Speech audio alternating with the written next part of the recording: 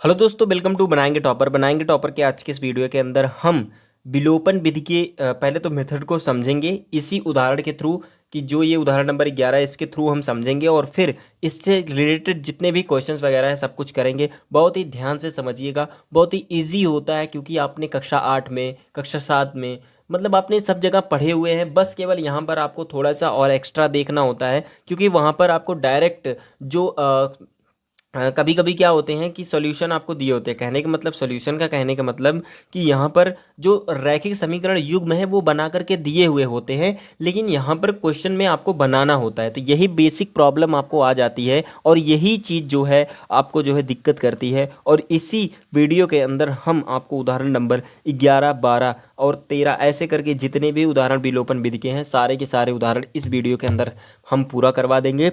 तो बहुत ही मेहनत के साथ और आपको जुटना है और हमें भी जुटना है, पूरी तरीके से हम पूरा पूरा साथ देंगे। आपको भी हमारा पूरा साथ देना है जिससे क्वेश्चंस को करने में पूरी पूरी आसानी मिल जाए।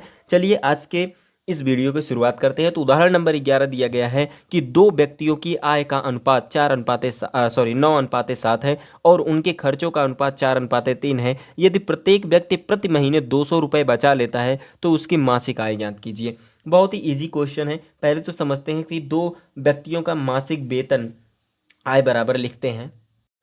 तो यहाँ पर क्वेश्चन नंबर 3 है कि माना दो व्यक्तियों के वेतन जो है दिए गए हैं आय 9x और 7x। तो पहले तो हमने ये चीज़ तो लिख ली, लेकिन हम सबसे पहले इसमें देखते हैं कि 9x और हमने 7x यहाँ पर यक्स क्यों लगाया। देखो, जब भी कोई भी चीज़ अनुपात में दी रहती है तब हम क्या करते हैं, जैसे मान लो यहाँ पर कोई भी चीज़, जैसे मान लो पेन और कलम का जो अनुपात है, पेन और कॉपी का जो अनुपात है, जैसे मान लो 10:5 है। तो हम क्या कह सकते हैं, इसको जब हम काट करके लिखते हैं अनुपात के फॉर्म में तो इसको हम क्या करेंगे, 5 से काट देंगे तो 5 एकम 5, 5 दूना 10, ठीक है ना। तो 2:1 आ जाएगा, आएगा कि नहीं आएगा। लेकिन है तो ये, अगर इसको एक्चुअल में देखा जाए तो 10/5 है ना, लेकिन इसको अनुपात के फॉर्म में जब बदला गया तो ये क्या हो गया, 2:1 हो गया। लेकिन अभी इसमें 5 से भाग जो दिया गया है वही चीज़ यहाँ पर गुणा हुआ है, यहाँ पर भी गुणा हुआ है। बिना गुणा हुए आप क्या कर सकते हैं, अनुपात के फॉर्म में नहीं बदल सकते हैं। अनुपात के फॉर्म में बदला होता है, कहने का मतलब है कि वो चीज़ क्या होती है, जैसे ये वैल्यू क्या थी, अनुपात का मतलब क्या है, जैसे 9/7 दिया है तो ये क्या हो सकता है यहाँ पर ये 27 हो और ये 21 हो।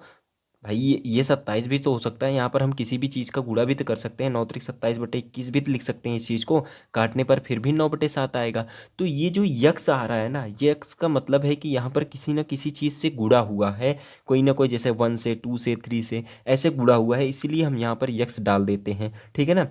आगे बढ़ते हैं इस क्वेश्चन में। तो यहाँ पर उनके खर्चे क्या होंगे, खर्चे हम लिखेंगे तो खर्चे बराबर हो जाएंगे उनके खर्चे बराबर, खर्चों को हम क्या करते हैं वाई से दर्शा रहे हैं, तो खर्चे हो जाएंगे यहाँ से 4y और क्या हो जाएंगे 3y हो जाएगा, ठीक है ना, 3y हो जाएगा।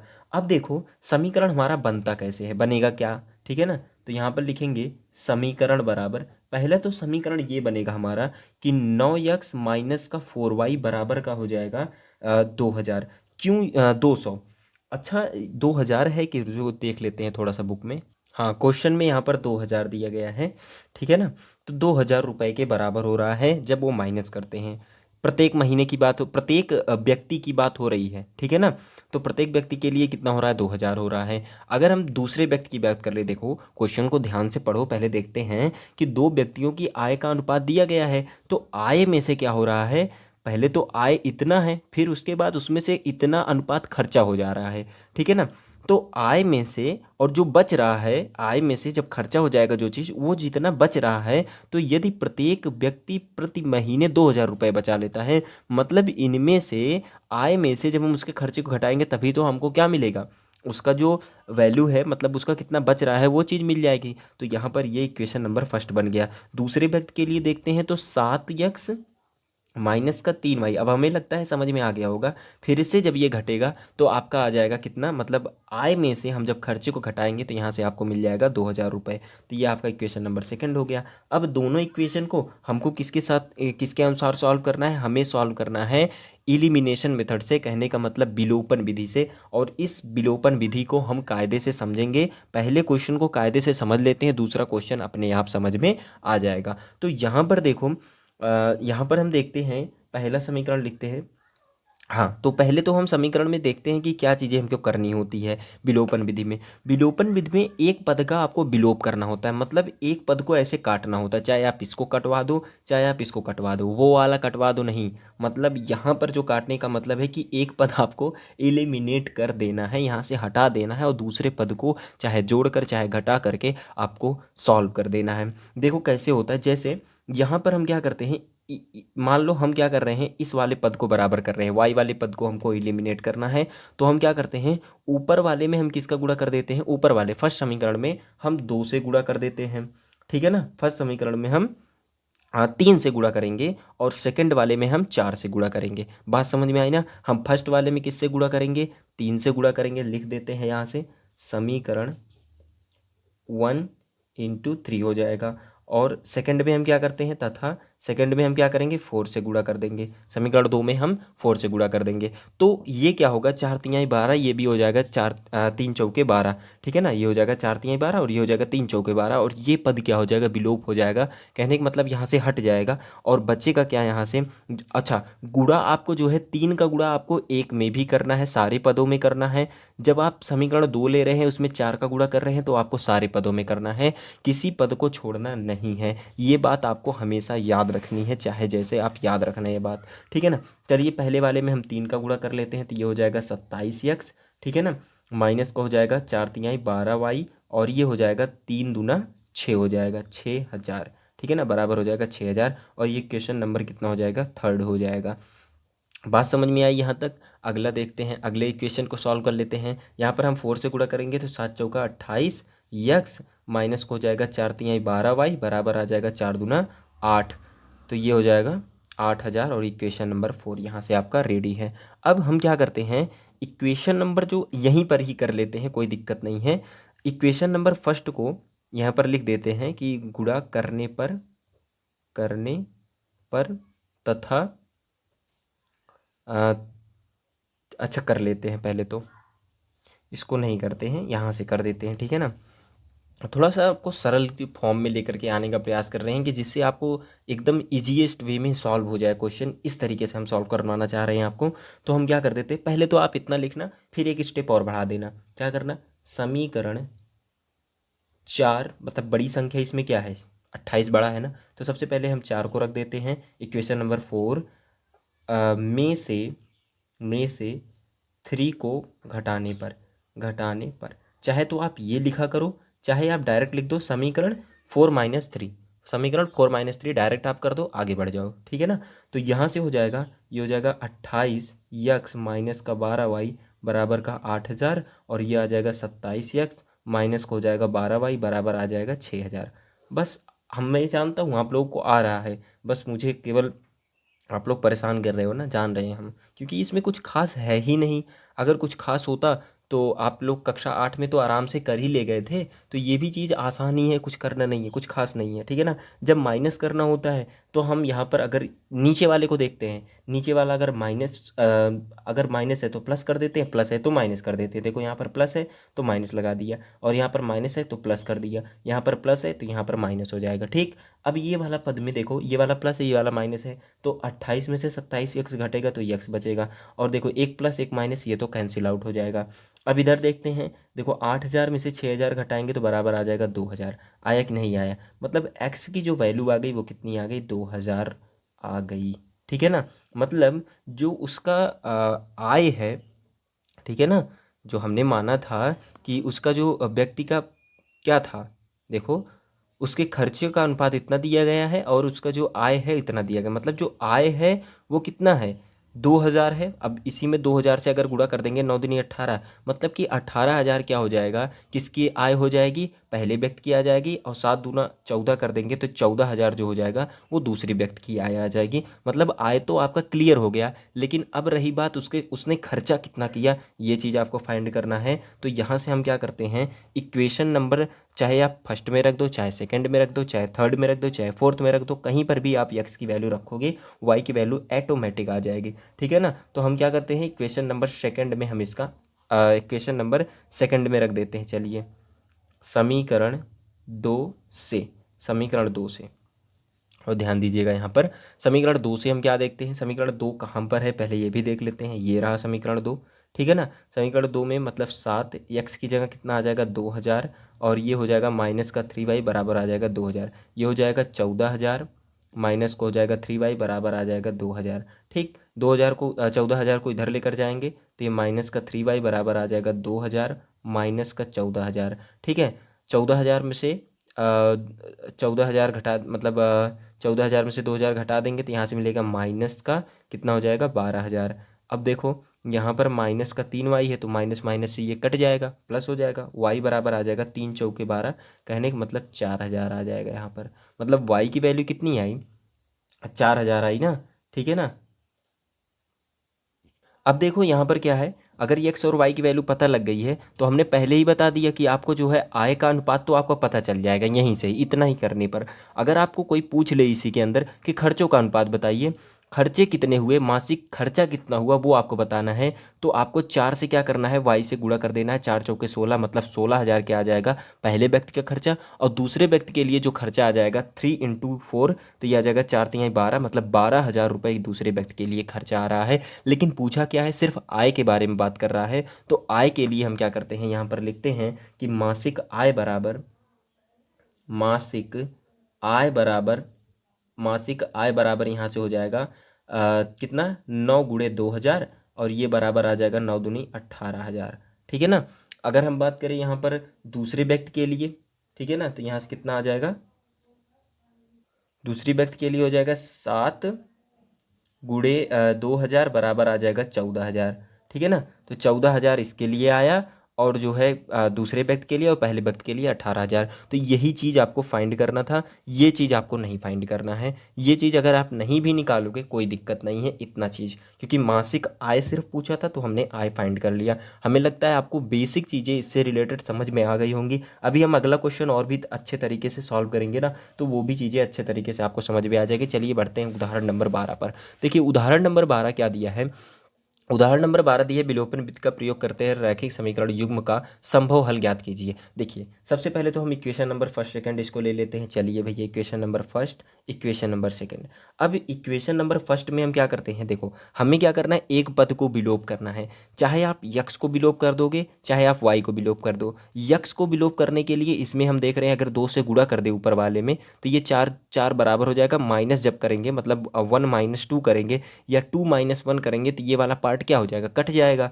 और क्या बचेगा यहाँ पर, y से वैल्यू आ जाएगी। यहाँ से y की वैल्यू आने पर समीकरण 1 में फिर से मान रख देंगे या 2 में रख देंगे, हमें y की वैल्यू x की वैल्यू मिल जाएगी। ठीक है ना।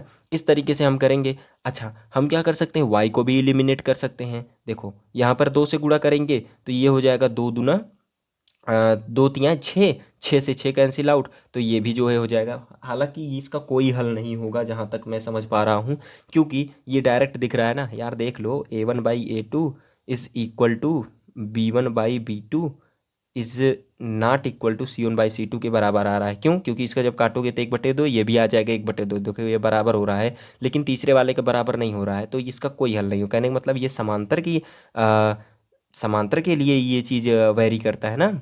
ये किस लिए वेरी करता है, समांतर के लिए, और समांतर का कोई हल नहीं होता है। सिंपल सी चीज़ है, बस आपको समझ करके चलोगे तो कोई भी दिक्कत नहीं आएगी। देखो कैसे सॉल्व करना है हमको। इक्वेशन नंबर फर्स्ट में हम क्या करते हैं, समीकरण, भाई मेथड वही प्रयोग करना है। आंसर कुछ भी आएगा उसको एज इट इज लिख देंगे, जहाँ आपका सॉल्व होना बंद हो जाएगा वहीं पर आपको बंद कर देना है। ठीक है ना। तो इक्वेशन नंबर फर्स्ट में 2 से गुणा करने पर, 2 से गुणा, 2 से गुणा करने पर, 2 से गुणा करने पर हम क्या देखते हैं, 2 से गुणा करेंगे तो यह आ जाएगा 4x, प्लस का आ जाएगा 6y बराबर हो जाएगा 16। इक्वेशन नंबर थर्ड हो गया। अब इक्वेशन नंबर थर्ड और हम क्या करेंगे, माइनस कर देंगे इक्वेशन नंबर सेकंड, ठीक है ना। तो यहाँ से आ जाएगा समीकरण 3 माइनस का 2। अब देखो समीकरण 3 क्या है, 4x माइनस का 6y बराबर हो जाएगा 16, माइनस को हो जाएगा 4x प्लस का सॉरी यहाँ पर भी प्लस है, क्यों माइनस कर दिया भाई। तो ये आ जाएगा 4x 6y बराबर 16। ये हो गया इक्वेशन नंबर थर्ड। सेकंड क्या है, 4x प्लस का 6y बराबर आ जाएगा 7। अब देखो जब हम माइनस करेंगे तो ये वाला पार्ट कैंसिल, ये वाला पार्ट भी कैंसिल, फिर यहाँ पर माइनस करेंगे तो ये आ जाएगा 9 और ये आ जाएगा आपका 0। देखो जब यहाँ पर 0 बराबर 9 के आ गया तो हमने एक केस बताया था, जब इस तरीके से आ जाएगा तो हम कहेंगे समीकरण युग्म का कोई हल नहीं है। तो यहाँ पर लिख देंगे डायरेक्ट, समीकरण युग्म का कोई हल नहीं है, कोई हल नहीं है, ठीक है ना। बहुत ही आसान सा था। चलिए बढ़ते हैं नेक्स्ट क्वेश्चन पर। देखिए यहाँ पर नेक्स्ट क्वेश्चन है उदाहरण नंबर 13। दिया गया है दो अंकों की एक संख्या एवं उनके अंकों को उलटने पर बनी संख्या का योग 66 है। यदि संख्या के अंकों का अंतर 2 हो तो संख्या ज्ञात कीजिए। ऐसी संख्याएं कितनी हैं, ठीक है ना। तो सबसे पहले देखते हैं कि ये कह क्या रहा है क्वेश्चन और सॉल्व कैसे करना है। अगर एक बात याद रखना मेरी, यहाँ पर अगर संख्या की बात करेगा, दो अंकों की संख्या, सबसे पहले आपको मान लेना है कि माना पहली संख्या बराबर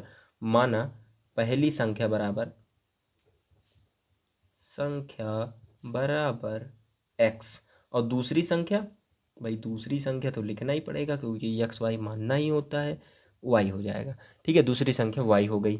अब अगर संख्या पूछेगा मतलब वह संख्या होगी क्या, यहाँ पर पूछ रहा है ना, तो संख्या याद कीजिए। तो वह संख्या जो हो जाएगी, वह संख्या बराबर हो जाएगी 10x प्लस का वाई, ठीक।